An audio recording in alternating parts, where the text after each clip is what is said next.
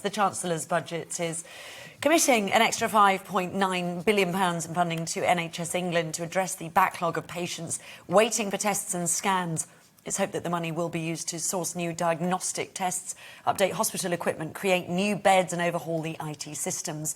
With more than 5 million people waiting for hospital treatment in England, well, the Local Government Association is one body that has been absolutely pushing for additional funding for months. Well, let's talk about this, whether that £5.9 billion will be enough to make any difference. David Fothergill, Chairman of the Local Government Association's Community and Wellbeing Board.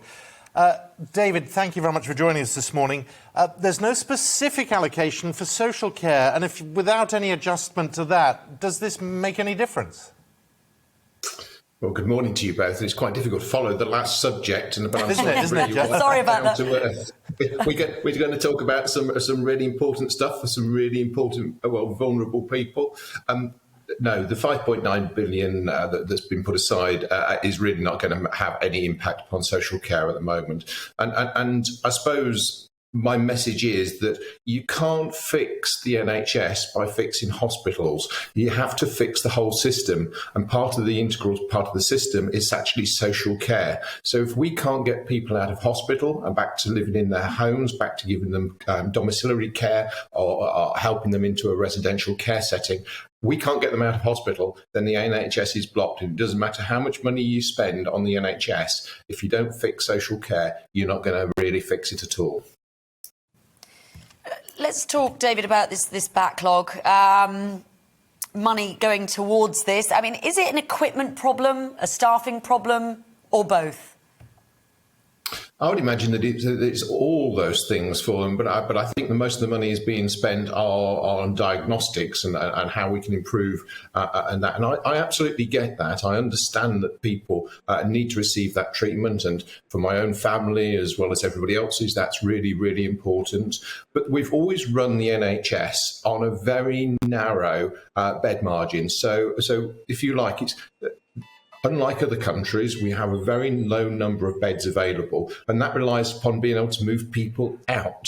Now, if you can't move people out, then you absolutely block the system, and we can only move people out if we can get them home or we can get them into a care setting, and that's the problem. I'll give you an example. At the moment within Somerset, which is where I'm speaking from, we have something like 140 beds which are filled by people that could go home if we could provide the level of care for them. But we can't get the level of care because we can't get the staff. The demands on the system because of COVID and because of care leavers leaving the system and because of double vaccination requirements, we cannot provide that level of care, and therefore those 140 people sit in the system until we can.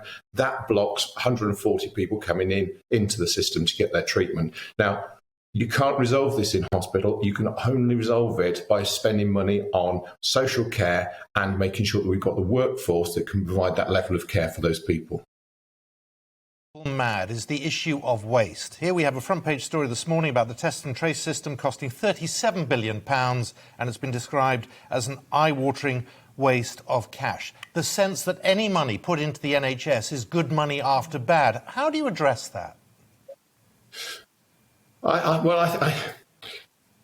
suppose I can get quite sceptical about the money that's just put into some of these initiatives. My main argument is very much about social care, and I'm pleased the NHS supporters, they see that we are one system. But, if we just had 1.5 billion now, we could really stabilise the care market. If we had about 2.5 to 3 billion, we could actually raise the standard of care that we're providing. These are not, in the overall scheme of things, big figures. They are important figures.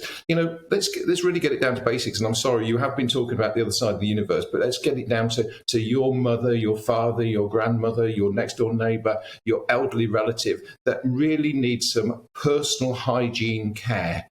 Now, if they can't receive that personal hygiene care, they can't be at home. And if we can't put them into a care home, they have to stay in hospital. It's that simple. So spend as much money as we like on test and trace, spend as much money as we like on diagnostics, but let's get the system fixed. Let's get people out of hospital. Let's get them back into their own homes, and let's give them the right support.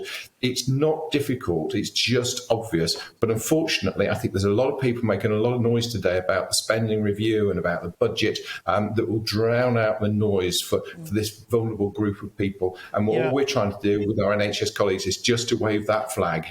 Yeah, David, my sister runs a care company, and she would argue vehemently that the body you represent, local government, has taken their eye off the ball for years on this. They haven't been putting the money in that needed to go into social care. The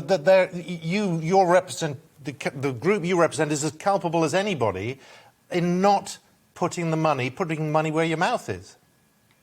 Well, I'd certainly like to have that conversation with your sister, because we get our money through government and we get it from council tax, and we've been investing heavily into this area. What we've done over the course of the last 2 or 3 years is we've moved to supporting people much more in their home, because that's where they do best. That's where people recover quickest. So we've supported people in their home. But we just can't get that staff now. We've lost those people, whether it's Brexit, because of COVID, because of double vaccinations, because of other online retailers coming in and offering large salaries, or hospitality, whatever it is. We just do not have the staff to provide that domiciliary care. So this is the immediate issue. We can talk David, about history. It's because they're not being paid enough, David. Doesn't matter where they come from.